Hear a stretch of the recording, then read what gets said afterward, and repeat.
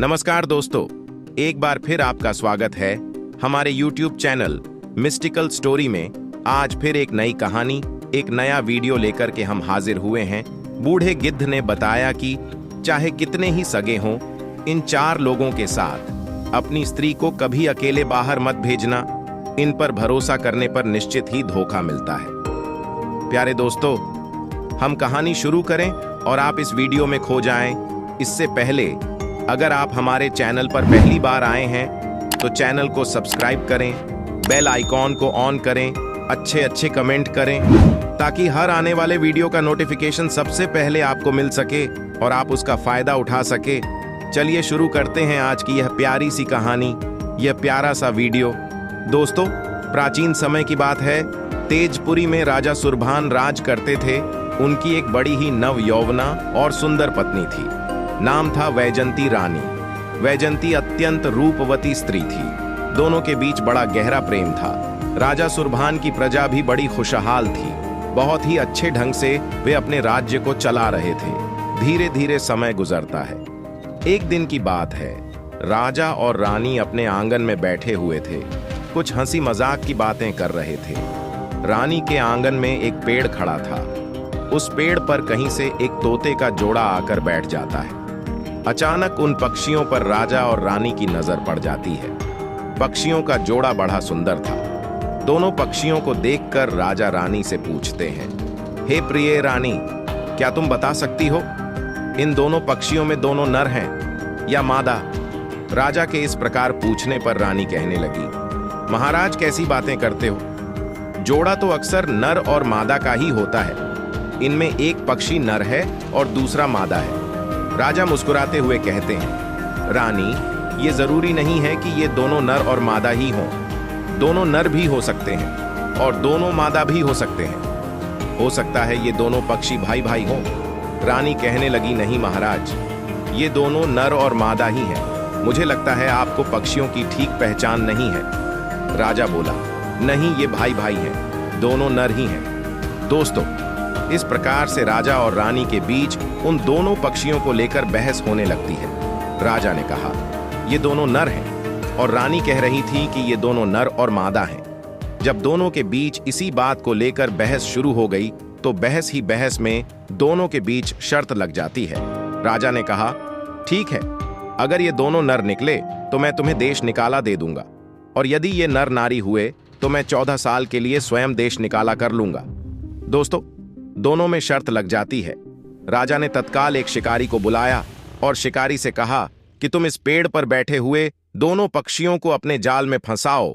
उधर राजा पक्षियों के विशेषज्ञ को बुलाता है और उससे कहा कि तुम्हें मुझे यह बताना होगा कि दोनों पक्षी नर हैं या मादा। उसने कहा, ठीक है महाराज। दोस्तों, इधर शिकारी अपना जाल डालकर उन दोनों पक्षियों को पकड़ता है। इधर रानी जानती थी कि ये दोनों पक्षी नर और मादा हैं। उसने क्या किया, बड़ी चतुराई से उन पक्षियों के विशेषज्ञ को अपने पास बुलाया और उसके हाथ में 200 स्वर्ण मुद्राएं रखते हुए कहा, भाई, मैं अपने महाराज से बहुत प्रेम करती हूं और मेरे महाराज के बिना यह राज्य भी नहीं चल सकता। इसलिए मैं चाहती हूं कि शर्त में तुम्हें राजा को ही जिताना होगा। यदि मुझे वनवास होता है तो महाराज राज्य का संचालन ठीक ठाक करते रहेंगे, और यदि राजा साहब 14 साल को चले जाते हैं तो यह राज्य फिर राजा विहीन हो जाएगा। और कहते हैं, जिस राज्य का कोई राजा नहीं होता वहां अराजकता फैल जाती है। राजा का खौफ ना होने के कारण चोर, डाकू, लुटेरे, गुंडे, बदमाश प्रजा पर अत्याचार करने लगते हैं। इसलिए तुम्हें झूठ बोलकर राजा को ही जिताना है। पक्षियों के विशेषज्ञ ने कहा, ठीक है महारानी, हम ऐसा ही करेंगे। इधर वह शिकारी उन दोनों पक्षियों को पकड़कर लाता है और राजा रानी के सामने छोड़ देता है। तब राजा ने उस पक्षियों के जानकार से पूछा, हाँ भाई बताओ, इन दोनों में क्या फर्क है? ये दोनों नर हैं या मादा, या फिर दोनों नर हैं? पक्षियों का विशेषज्ञ तो पहले से ही रानी से घूस ले चुका था, अर्थात दोनों पक्षियों में एक नर और एक मादा थी। रानी के कहने के अनुसार अब उसे झूठ बोलना था, सो वह कहने लगा, महाराज, ये दोनों पक्षी नर हैं। दोस्तों, राजा को क्या पता था कि पक्षियों का विशेषज्ञ उसे झूठ बोल रहा है। राजा को पता चला कि उसकी बात ठीक निकली तो राजा मन ही मन बहुत प्रसन्न हुआ और एकदम से अपनी रानी से कहने लगा, हे रानी, तुम बड़ी घमंडी हो, तुमने मेरी बात नहीं मानी। वचन के अनुसार तुम शर्त हार गई हो, अब मैं तुम्हें देश निकाला दे रहा हूं। दोस्तों, रानी ने अपने लिए उन पक्षियों के जानकार से झूठ बुलवाकर देश निकाला तो ले लिया, लेकिन वह अंदर ही अंदर बहुत दुखी होने लगी। सोचने लगी, मुझे अपने महाराज से अलग होना पड़ेगा। रानी ने राजा से निवेदन किया कि महाराज, आप मुझे देश निकाला मत दीजिए महाराज, इस समय मैं ठीक हालत में नहीं हूं। मेरे 3 माह का गर्भ है, तुम जानते हो मैं इस गर्भ को लेकर के कहां जाऊंगी। लेकिन राजा ने रानी की बात पर ध्यान नहीं दिया। राजा बहुत मूढ़ी स्वभाव का था। राजा कहने लगा, रानी, अब तुम्हें शर्त के अनुसार ये देश छोड़कर जाना होगा। दोस्तों, उस निर्दयी राजा ने फौरन 4 जल्लादों को बुलाया और उन्हें आदेश दिया कि तुम हमारी रानी को ले जाओ और हमारे राज्य से बाहर ले जाकर इसको जान से मार देना, क्योंकि हमारी रानी ने 2 नियमों का उल्लंघन किया है। पहले तो यह शर्त हार गई और दूसरी, इसने राजा की आज्ञा का उल्लंघन किया है। दोस्तों, जल्लाद महारानी वैजंती को लेकर चल देते हैं और चलते चलते राजा सुरभान के राज्य की सीमा से बाहर निकल जाते हैं और एक घने जंगल में जाकर के महारानी को मारने का विचार बनाते हैं। दोस्तों, अगर ये कहानी आपको पसंद आ रही है तो वीडियो को लाइक, चैनल को सब्सक्राइब जरूर कर देना प्लीज। इधर रानी वैजंती मन में विचार करती हैं कि हे भगवान, अब मेरे प्राण कैसे बचेंगे, मैं किस तरीके से अपनी रक्षा कर पाऊंगी, मुझे शक्ति प्रदान करो। प्यारे दोस्तों, चारों जल्लाद रानी वैजंती को उस वन में ले जाकर खड़ा कर देते हैं और उनमें से एक जल्लाद कहने लगा, हे महारानी जी, राजा के आदेश अनुसार अब हम आपको मारेंगे, हमें क्षमा कर देना। तभी उनमें से एक दूसरा जल्लाद कहने लगा कि भाई, हमने महारानी का नमक खाया है, इतने दिनों तक महारानी ने हमें पुत्र की तरह रखा है, क्या हम ऐसी महारानी को मार सकते हैं?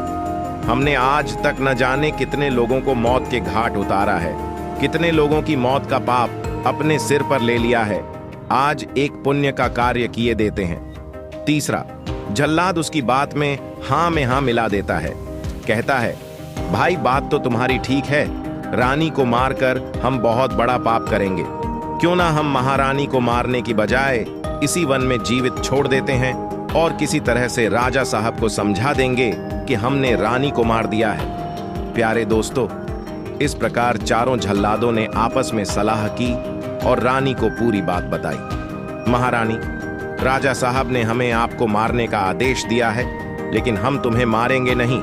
आप अपने वस्त्र उतार कर हमें दे दो, हम उन वस्त्र को किसी जीव के रक्त में भिगोकर राजा को दिखा देंगे।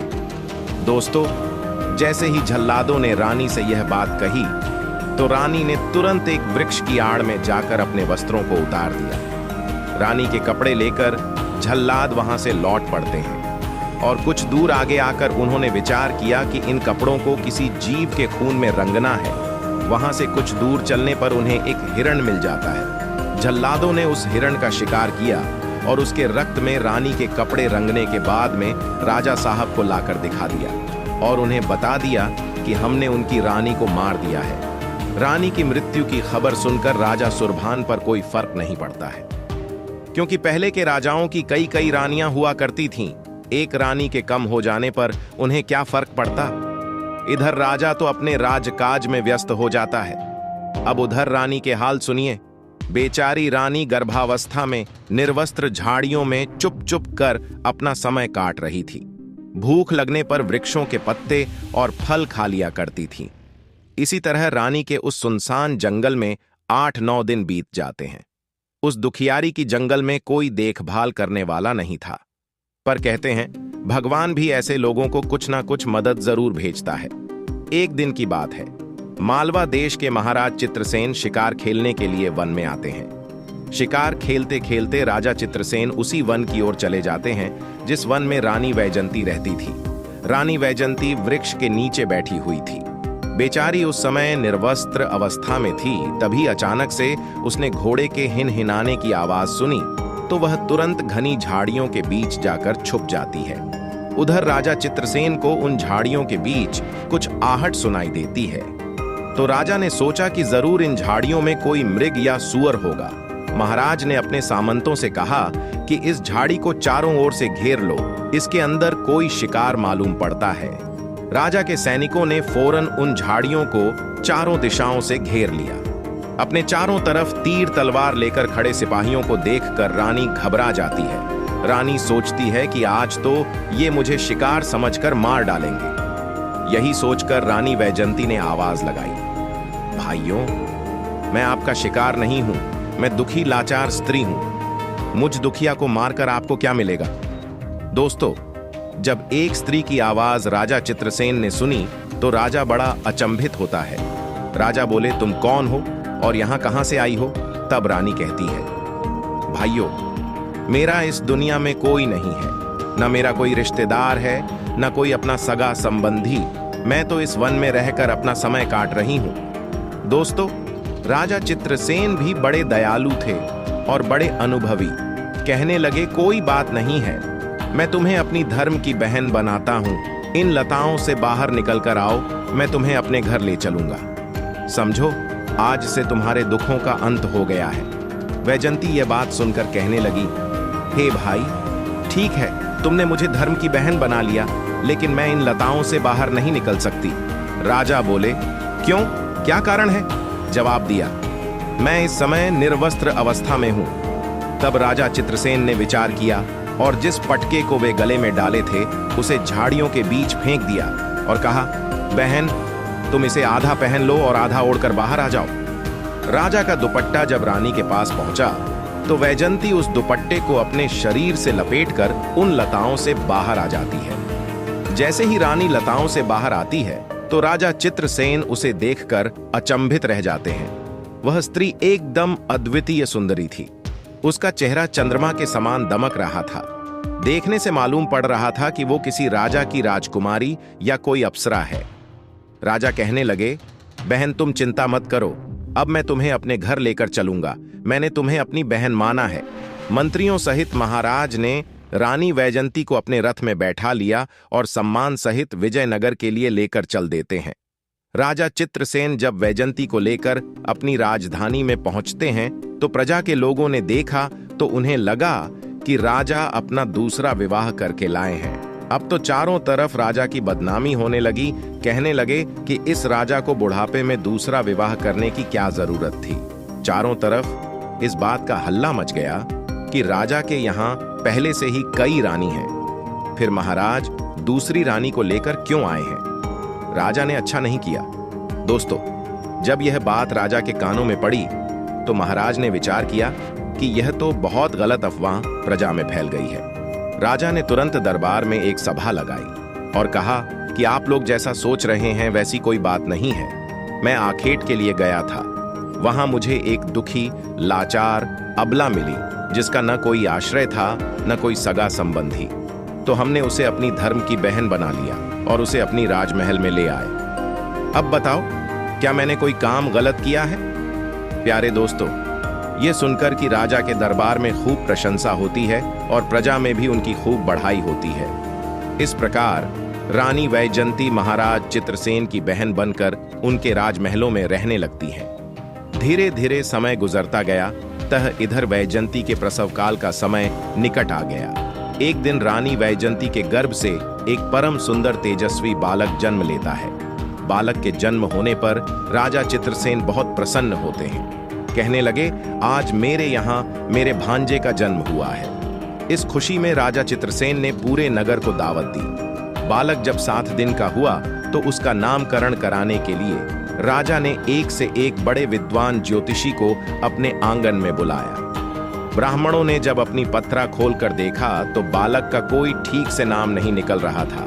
कोई कुछ नाम रख रहा था तो कोई कुछ। वे नाम राजा चित्रसेन को पसंद नहीं आ रहे थे। अलग अलग नामों को सुनकर राजा चित्रसेन बड़े क्रोधित होते हैं। राजा चित्रसेन ने अपने सेनापति को आदेश दिया कि इन समस्त ब्राह्मणों को जेल में डाल दो। ये व्यर्थ में पोथी लेकर घूमते रहते हैं, ये कुछ नहीं जानते। राजा के आदेश पर उन ब्राह्मणों को जेल में डालवा दिया गया। उसके बाद राजा ने आदेश किया कि जो कोई मेरे भांजे का सही नाम रखेगा मैं उसे मुंह मांगा इनाम दूंगा। राजा की घोषणा सुनकर कोई ब्राह्मण उस बालक का नाम करने के लिए नहीं आता है, क्योंकि वह जानते थे कि यदि नाम सही नहीं निकला तो राजा मुझे जेल में डलवा देंगे।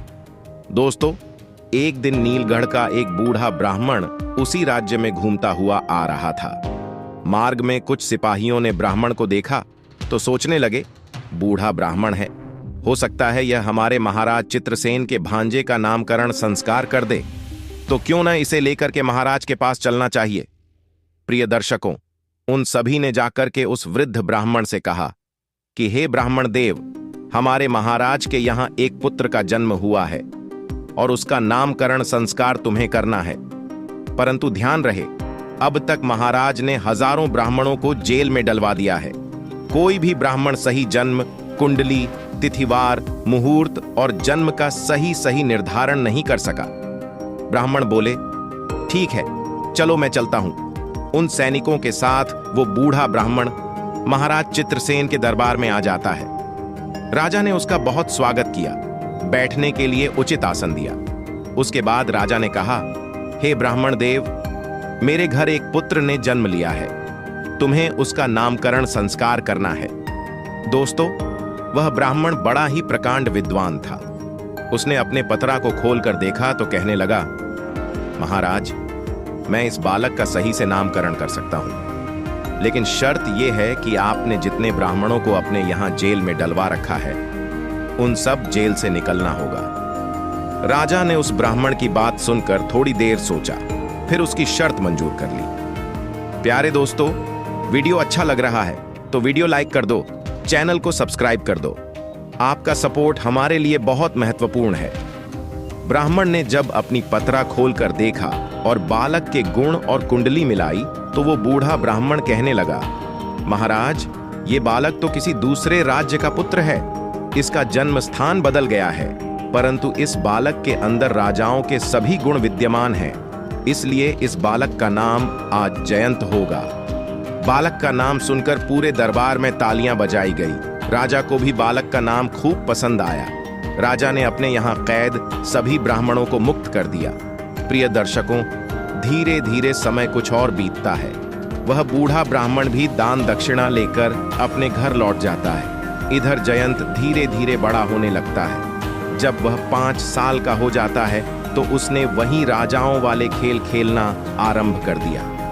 वह अपने साथी बालकों के साथ खेलता था, दुर्ग की रचना करता था और उन्हें तोड़ता था।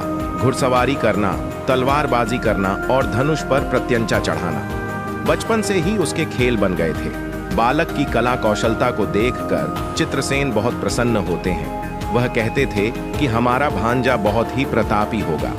इस प्रकार वह लड़का जब 7 वर्ष का हो जाता है तो अपने साथी बालकों के साथ खेलने जाता है।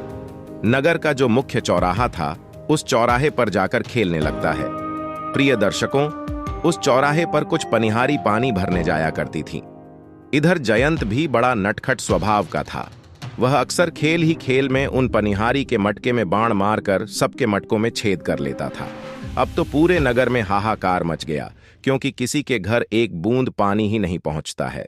दुखी जनता ने महाराज चित्रसेन से शिकायत की, राजन, तुम्हारे भांजे ने बड़ा उत्पात मचा रखा है। उसके कारण हम में से किसी के घर एक बूंद पानी भी नहीं पहुंचता है। आपका भांजा तीर मारकर सबके मटकों में छेद कर देता है। यह बात सुन करके चित्रसेन कहने लगे, कोई बात नहीं प्रजावासियों, मेरा इकलौता भांजा है, मैं उसे डांट फटकार तो नहीं सकता, पर हां, मैं तुम्हें पीतल के नए बर्तन दिलवा सकता हूं। जाओ। राजा ने आदेश कर दिया कि एक एक पीतल का मटका सबके घर पहुंचा दिया जाए और कहा कि इन पीतल के मटकों में पानी भरकर ले जाया करो। हमारा भांजा इनमें तीर मारेगा तो पीतल के मटकों में छेद नहीं होगा। प्रिय दर्शकों, अब तो नगरवासी राजा के यहाँ से एक एक पीतल का मटका ले जाए और कुएं से पानी भरकर ले जाने लगे। इधर जयंत ने क्या किया, वो एक लोहार के पास जाता है और लोहार से कहता है कि मुझे ऐसे तीर बनाकर दे दो जो पीतल के बर्तनों में भी छेद कर दे। ये बात सुनकर लोहार बोला, ठीक है बेटे, मैं तुम्हें ऐसे तीर बना दूंगा, इसके बदले में मैं तुमसे 200 स्वर्ण मुद्राएं लूंगा। अब तो जयंत 200 स्वर्ण मुद्राएं देकर लोहार से उन तीरों को बनवा कर ले आता है और अगले दिन उसी चौराहे पर जाकर खेलने लगता है। उसका तो यही काम था, पनिहारी के मटके को फोड़ना। जयंत ने अपना धनुष बाण उठाया और पनिहारी के मटकों में मारने लगा। वो तीर बहुत ही कठोर धातु से बने हुए थे। तीर उन पीतल के बर्तनों को भेदता हुआ पार निकल जाता है। अब तो उन मटकों में एक की जगह 2 छेद हो जाते हैं। इस प्रकार मटकों का सारा पानी रास्ते में ही निकल जाता था। प्रजा के लोगों ने राजा चित्रसेन से फिर इस बात की शिकायत की। महाराज, पहले तो मटकों में एक छेद होता था तो थोड़ा पानी घर तक बच जाता था। अब तो मटके में 2 छेद हो जाते हैं, सारा पानी रास्ते में निकल जाता है। हम आपके भांजे से बहुत तंग आ चुके हैं। राजा ने कहा, देखो, हम अपने भांजे से तो कुछ नहीं कह सकते, पर हाँ, हम उस कुएं के पास में एक ठठेरा बैठा देते हैं। वो तुम्हारे फूटे हुए मटकों को ठीक करता रहेगा। प्रिय दर्शकों, ठठेरा तो प्रतिदिन 400-500 बर्तनों में रोजाना झाल लगाता था। जयंत उन्हें रोज फोड़ देता था। धीरे धीरे इसी तरीके से उसका उत्पाद बढ़ता गया। एक दिन की बात है, जयंत उस चौराहे पर नहीं जाता है। उस दिन वो अपने मित्रों को साथ लेकर जंगल में खेलने के लिए जाता है। जंगल में पहुंचकर उसने एक रेतीले स्थान पर बालकों के साथ दुर्ग की रचना की। उसके बाहर 2 प्रहरी बैठा दिए और दुर्ग पर आक्रमण करने के लिए अपने कुछ साथी बालकों से कहा और स्वयं उसका रक्षक बनकर खड़ा हो गया। जयंत इसी तरह से खेल रहा था। उसी समय एक लाखा सौदागर वहां से गुजरता है। लाखा सौदागर के पास लाखों की संख्या में ऊंट और गायें थीं। सौदागर का काम था राजाओं के माल को एक राज्य से दूसरे राज्य में पहुंचाना। लाखा सौदागर अपने पूरे लाव लश्कर के साथ 300-400 आदमियों के साथ चला आ रहा था। लाखों ऊंट उसके साथ थे। लाखा सौदागर ने जब रास्ते में बालकों को खेलते हुए देखा तो कहने लगा, बालकों, यहां से दूर हट जाओ। जयंत निडर और निर्भीक था। वह कहने लगा, तुम कौन हो? तुम कोई आक्रमण करने वाले हो जो मेरे दुर्ग पर आक्रमण करने आए हो? मैं अपने दुर्ग की रक्षा कर रहा हूं। तुम अपने ऊंट लेकर दूसरे मार्ग से निकल जाओ। जयंत की यह बात सुनकर सौदागर बहुत क्रोधित होता है। सौदागर भी कुछ अहमियत रखता था। राजाओं के पास उठना बैठना था। सौदागर कहने लगा, अरे हट्ठी बालक, मेरा रास्ता छोड़ दे। जयंत भी अपनी जिद पर अड़ा था। दोनों के बीच विवाद होता है, लेकिन जयंत पीछे नहीं हटा। तब सौदागर को क्रोध आ गया। उसने गुस्से में जयंत को 2-4 चांटे जड़ दिए। सौदागर से पिटकर जयंत रोता हुआ अपने घर आता है और अपने मामा राजा चित्रसेन से कहता है कि मामा जी, आज मैं जंगल में खेलने गया था। वहां एक सौदागर आया जो अपने आप को लाखा सौदागर कह रहा था। उसने मेरे किले को तोड़ दिया है और मुझे भी मारा है। जयंत की बात सुनकर राजा चित्रसेन गुस्से में बोले, पुत्र, तुम चिंता मत करो। जिसने तुम्हें मारा है, मैं उसे अभी सबक सिखाकर आता हूं। इस प्रकार अपने कुछ सैनिकों को लेकर के राजा चित्रसेन चल देते हैं। उधर लाखा सौदागर अपने साथियों के साथ चला आ रहा था। राजा ने जाते ही जाते सौदागर के कई आदमियों को मार डाला। इधर लाखा सौदागर को खबर मिली कि महाराज चित्रसेन ने हम पर आक्रमण कर दिया है, तो वह सौदागर घबरा जाता है। उसने देखा कि महाराज ने आक्रमण किया है। महाराज कोई लुटेरे थोड़े ही हैं। क्या वजह है जो राजा हमसे नाराज हैं? लाखा सौदागर अपने हाथ बांधकर दांतों में दूध का तिनका दबाकर राजा के सामने आकर के उपस्थित हो जाता है। कहने लगा, महाराज, हम ठहरे सौदागर और आप एक महाराज हैं। क्या कारण है कि आपने इतने साथियों को मार डाला? राजा बोले, हे लाखा सौदागर, मैं तुझे छोड़ूंगा नहीं। सौदागर बोला, महाराज, मेरा कसूर क्या है? राजा ने कहा, सौदागर, मैंने अपने भांजे को बड़े लाड़ प्यार से पाला है और तूने उसे मारा पीटा है। प्यारे दोस्तों, अब तो सौदागर महाराज के चरणों में गिर जाता है। महाराज, मुझसे गलती हो गई, मुझे क्षमा कर दो। तब तक मैं नहीं जानता था कि वह हट्ठी बालक आपका भांजा है। इस प्रकार सौदागर ने 1 लाख स्वर्ण मुद्राएं राजा को देकर अपनी गलती की क्षमा मांगी। राजा चित्रसेन भी सौदागर से 1 लाख स्वर्ण मुद्राएं लेकर प्रसन्न हो जाते हैं और उसे अपने दरबार में बुलाकर लाते हैं। अपने भांजे जयंत से सौदर का परिचय कराते हैं। दोस्तों, इस तरह सौदार राजा के यह मेहमान बनकर ठहर गया। राजा उसे अपने राज्य में घूमते हैं। सौदागर चित्रसेन का मित्र बन जाता है। राजा के महलों में रहते हुए सौदागर को कई दिन बीत जाते हैं। घूमते फिरते उसकी नजर एक दिन जयंत की माता वैजंती पर पहुंच जाती है। रानी वैजंती देखने में बहुत सुंदर थी, पर उसे देखकर सौदागर की नीयत खराब हो जाती है। कहने लगा, यह तो बहुत सुंदर स्त्री है, यह तो हमारी पत्नी बनने के योग्य है। सौदागर ने राजा से पूछा कि यह स्त्री कौन है। राजा चित्रसेन ने बताया कि यह हमारी बहन है, और जिस बालक को तुमने मारा था वह बालक हमारी इसी बहन का पुत्र है। सौदागर बोला, तब तो हमें तुम्हारी बहन से मिलकर उनसे ही माफी मांगनी चाहिए। प्यारे दोस्तों, इसी बहाने से लाखा सौदागर रानी वैजंती के पास जाता है और उनसे अपनी गलती की क्षमा मांगता है। रानी पर उसकी नीयत खराब तो हो ही चुकी थी। उसने क्या किया, एक नौलखा हार रानी वैजंती को भेंट किया और कहा कि तुम जैसे राजा चित्रसेन की बहन हो, उसी तरह मेरी भी बहन हो, और ये हार मैं तुम्हें उपहार में देता हूं। दोस्त, हर को पकड़ रानी बहुत खुश हो जाती है। उसे लगता है जब मुझे बहन मान रहा है तो मुझे उसका सत्कार करना चाहिए। इसी रानी ने सौदागर को अपने महल में भोजन कराया। सौदागर को जब वहां रहते रहते काफी समय बीत जाता है तो 1,00,000 सौदागर राजा से कहता है, हे राजन, तुम्हारी बहन को मैं अपनी बहन मानता हूं। ये बहन तुम्हारे यह काफी समय से रह रही है। यदि आपकी अनुमति हो तो मैं इस बहन और आपके भांजे को अपने नगर दिखाना चाहता हूं। दोनों लोग मेरे यहाँ भी घूम कर देख लेंगे, और ज्यादा दिनों की बात भी नहीं है, बस कुछ दिनों की बात है। राजा ने कहा, देखिए, इस बारे में मैं कुछ नहीं कह सकता।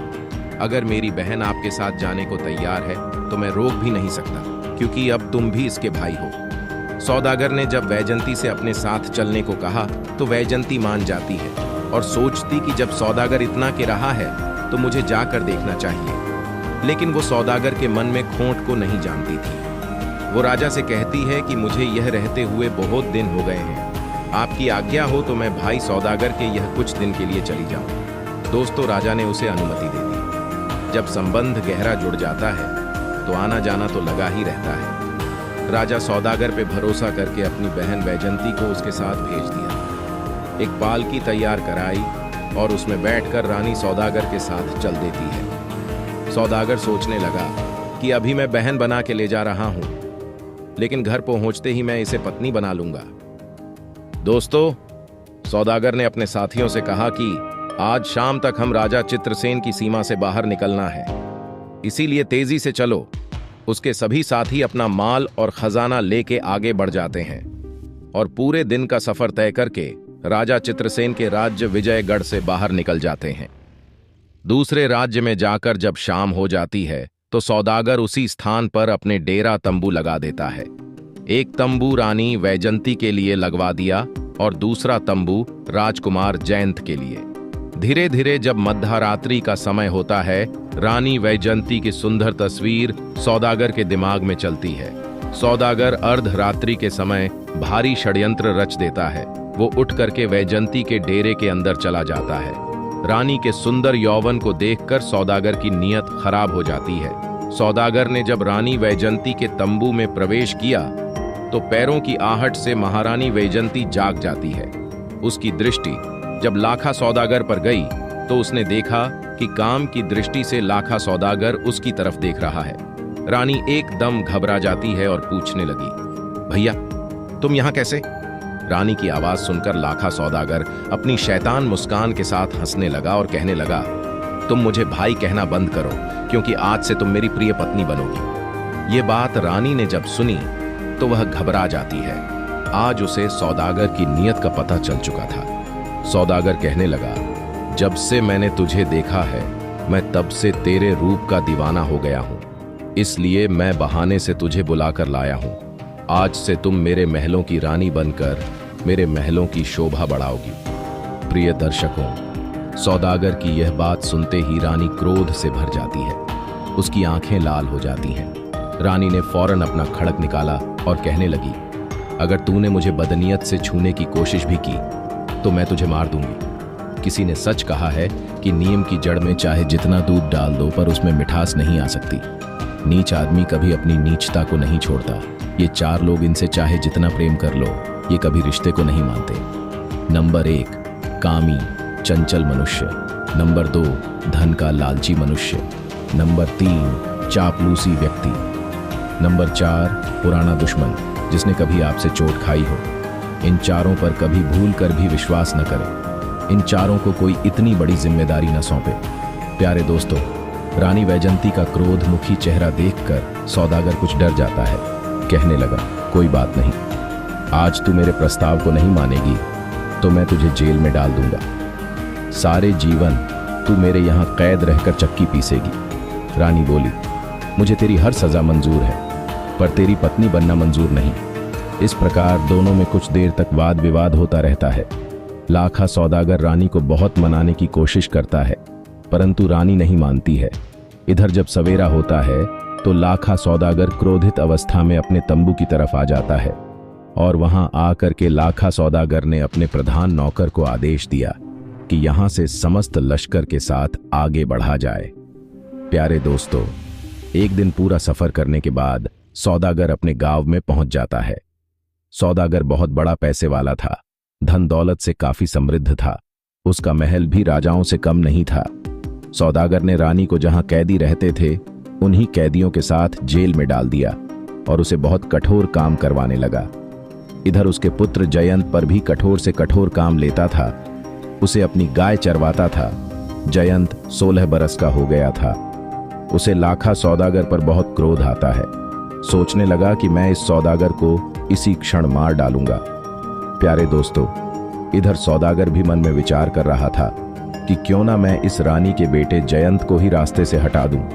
ये बड़ा होकर मेरे लिए बहुत बड़ा संकट बन सकता है। सौदागर ने क्या किया, भोजन में विष मिला दिया और जयंत को खिला दिया।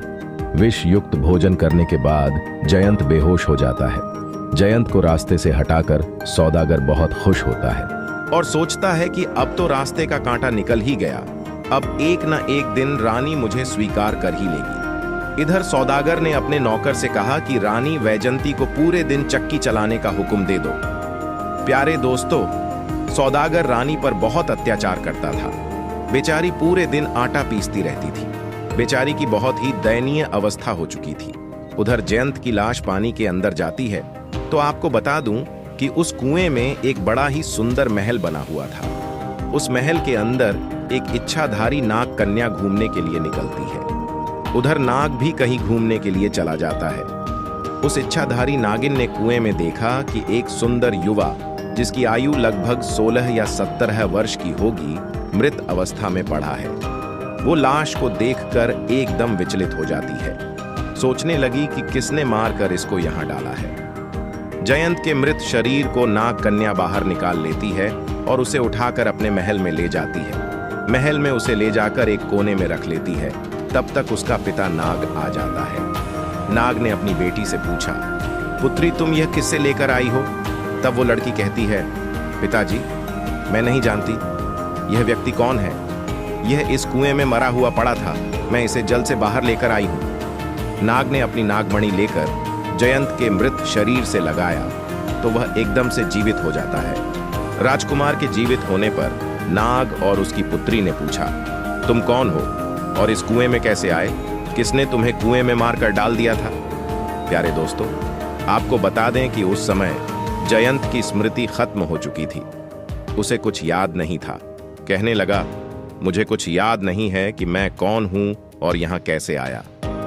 नाग ने मन में विचार किया कि मेरी पुत्री भी विवाह के योग्य है और इससे सुंदर युवक भला मुझे कहां मिल सकता है।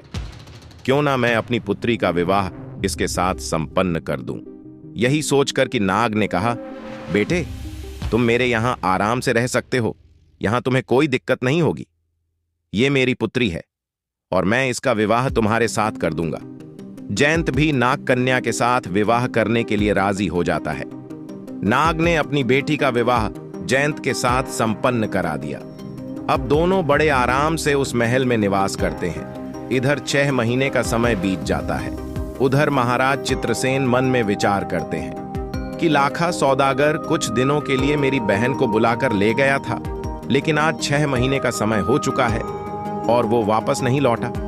मुझे उसकी जानकारी लेनी होगी, मुझे जाकर देखना होगा।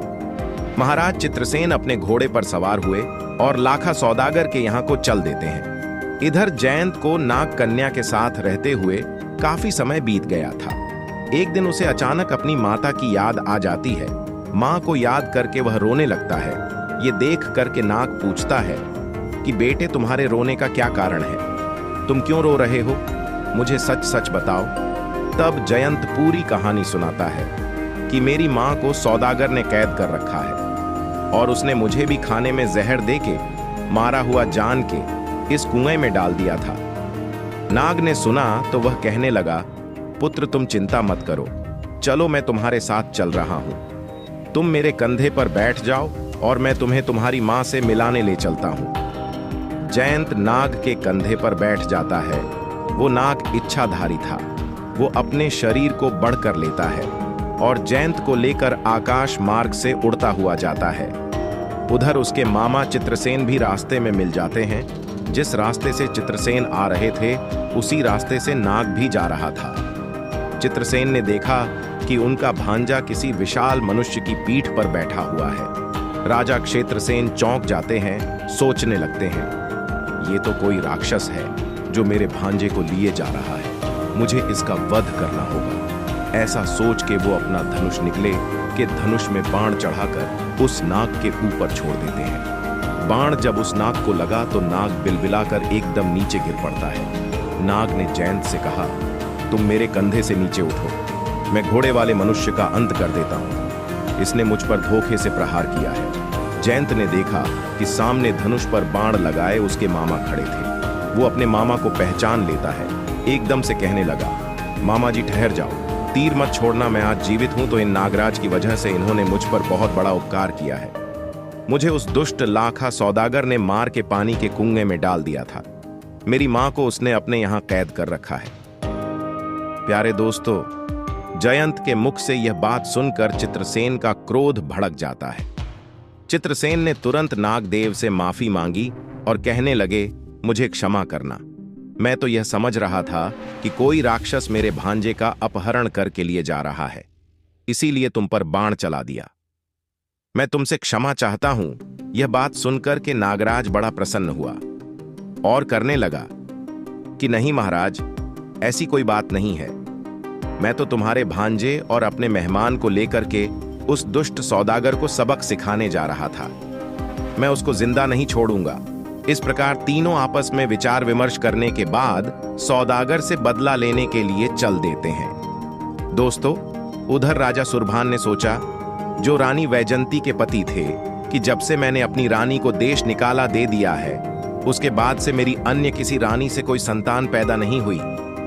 मेरा तो आप वंश ही खत्म हो जाएगा। उसी दिन राजा सुरभान उसी लाखा सौदागर के पास आते हैं, क्योंकि लाखा सौदागर का सभी राजाओं के पास उठना बैठना था। उसका खुद का भी राजाओं जैसा किला था। ठीक उसी ठाट बाट के साथ उसने भी अपनी एक छोटी सी रियासत बना रखी थी। राजा सुरभान इधर जब लाखा सौदागर के यहाँ आते हैं तो वो उनका खूब सत्कार करता है। लाखा सौदागर यह नहीं जानता था कि जिस रानी को मैंने अपने यहाँ कैद कर लिया है वो रानी इन्हीं राजा की है। राजा सुरभान भी नहीं जानते थे कि जिस रानी को मैंने मरवा दिया है वो अभी जीवित है और इसी सौदागर की कैद में है। इधर राजा सुरभान सौदागर की सभा में बैठे हुए थे। उधर राजा चित्रसेन, जयंत और नागराज भी आ जाते हैं। उन तीनों ने जाकर लाखा सौदागर को ललकार लगाई और कहने लगे कि लाखा सौदागर, अब तू जीवित नहीं रहेगा, आज हम तुझे जिंदा नहीं छोड़ेंगे। सौदागर ने जब जयंत को जीवित देखा और उसके साथ में राजा चित्रसेन को देखा तो उसके पैरों के नीचे से जमीन खिसक गई। सौदागर एकदम से हड़बड़ा गया। वो अपने सिंहासन पर चुपचाप बैठा रहा। इतने में महाराज सुरभान बीच में बोल पड़े। राजा सुरभान राजा चित्रसेन से कहने लगे, महाराज, सौदागर हमारा मित्र है और सौदागर को मारना कहां तक उचित है? आप इसे क्यों मारना चाहते हैं? तब चित्रसेन ने राजा सुरभान को सारी कहानी सुनाई कि हे महाराज, इस दुष्ट सौदागर ने मेरे धर्म की बहन को बहुत यातनाएं दी हैं। ये मेरे धर्म का भांजा है। एक बार की बात है, महाराज, मैं वन में गया था। वहां मुझे एक दुखी लाचार अबला मिली थी जिसका कोई सगा संबंधी नहीं था। उस स्त्री को धर्म की बहन बनाकर मैं अपने घर ले गया। इस दुष्ट सौदागर से मेरी दोस्ती थी, इसलिए ये भी उसे अपनी बहन बनाकर कुछ दिनों के लिए अपने साथ बुला लाया। लेकिन इसके दिमाग में कुछ और ही चल रहा था। जिसे मैं ना पढ़ सका। आज इसीलिए मेरी बहन को इसने कैद में डाल दिया है और मेरे भांजे को जहर देकर इसने कुएं में डाल दिया था। मैं अपनी बहन और भांजे को इसके यहां से मुक्त करने के लिए आया हूं। मैं इसे मारकर उन्हें यहां से मुक्त करा ले जाऊंगा। प्यारे दोस्तों, पूरी बात सुनने के बाद में राजा सुरभान ने सौदागर से कहकर उस स्त्री को आजाद करने के लिए कहा। सौदागर के 4 आदमी रानी वैजंती को बुलाने जाते हैं। उन्होंने कहा, बहन, अब तुम सौदागर के यहां से मुक्त हो गई हो। बाहर तुम्हारा कोई इंतजार कर रहा है। रानी वैजंती सोचने लगी कि इस दुष्ट सौदागर ने मेरे पुत्र को भी मार दिया। अब पता नहीं यह मेरे साथ क्या करेगा। 4 सेवकों के साथ रानी वैजंती जब दरबार में आई तो वहां पहले से ही उसके पति सुरभान बैठे हुए थे।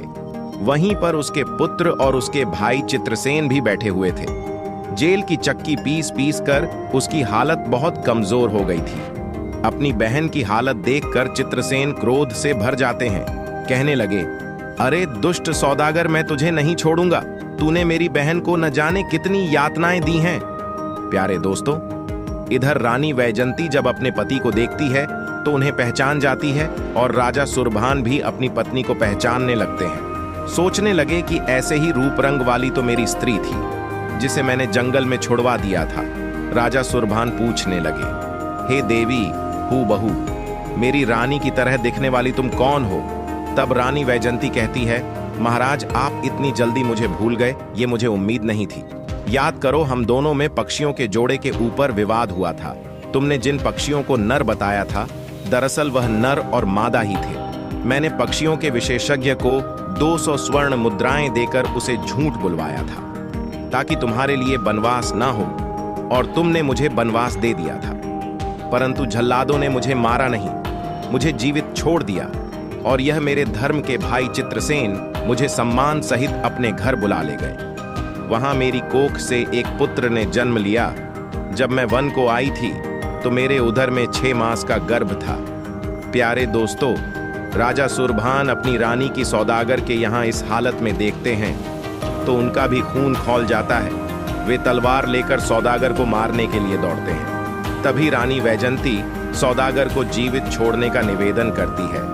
कहती है, महाराज, इसे मत मारो, इसका कोई दोष नहीं है। समय तो मेरा खराब था, इसलिए मुझे इतने दुख भोगने पड़े। प्यारे दोस्तों, उधर सौदागर रानी वैजंती के चरणों में गिर जाता है और बार बार अपनी गलती की क्षमा मांगता है कि महारानी, आज तुमने मुझे बचा लिया, तुम बड़ी महान हो। प्यारे दोस्तों, इस तरह से वहां परिवार का मधुर मिलन हो जाता है। राजा सुरभान राजा चित्रसेन के पैरों में गिर पड़े और बोले, महाराज, मैं आपका बहुत आभारी हूं। आपने मेरे डूबते हुए परिवार को बचा लिया, मेरी गद्दी सूनी है। राजा ने अपनी रानी वैजंती से बार बार क्षमा मांगी और उन्हें अपने साथ सम्मान ले जाने के लिए आमंत्रित किया। प्यारे दोस्तों, उसी समय नाग कन्या को बुलवाया जाता है और जयंत के साथ उसका विवाह हो जाता है। सौदागर को माफ करने के बाद में महाराज सुरभान अपनी पत्नी, पुत्र और पुत्र वधू को लेकर अपने नगर को लौट आते हैं। पूरे नगर में बड़ी खुशी मनाई जाती है। राजा सुरभान ने अपने पुत्र वधू का भव्य स्वागत किया और अपने पुत्र जयंत को तेजपुरी का राजा बना दिया। महाराज चित्रसेन और नागराज भी उनसे विदा लेकर अपने अपने स्थान को लौट जाते हैं।